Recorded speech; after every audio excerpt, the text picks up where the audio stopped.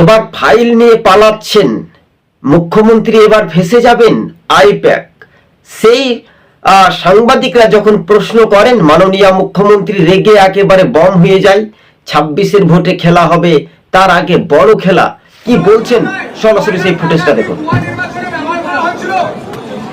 ইডির হানায় কর্তা ফাঁসে গেলেন।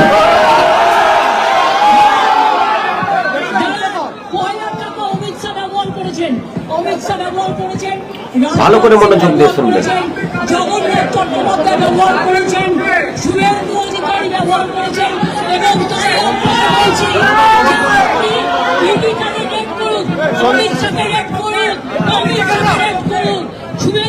হ্যাঁ দর্শক বন্ধুগণ, দেখতে পেলেন একদিকে বিরোধী রাজনৈতিক দলগুলো বলছে এবার তৃণমূল সরকার নিজে থেকেই তারা কিন্তু ফেঁসে যাচ্ছে।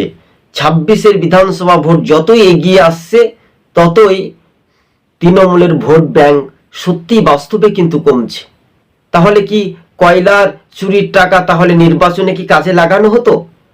এমনটাই রিপাবলিক বাংলা সাংবাদিক যখন মাননীয় মুখ্যমন্ত্রীকে প্রশ্ন করেন, মুখ্যমন্ত্রী রেগে কিন্তু পাংচার হয়ে যায়।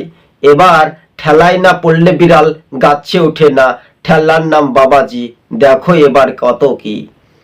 উন্নয়নের পাঁচালী বলে তারা মানুষকে বিভ্রান্তিত করে। কি উন্নয়ন হয়েছে?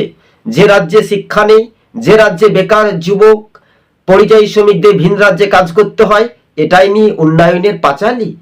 তৃণমূলকে ধিক্কার জানিয়ে এবার রাজনৈতিক সমীকরণের সেই ফুটেজগুলো নিশ্চিন্তে দেখতে পেলেন। টিভি সকাল ইউটিউব চ্যানেলটি ভালো লাগলে শেয়ার করে পাশে থাকবেন। ধন্যবাদ।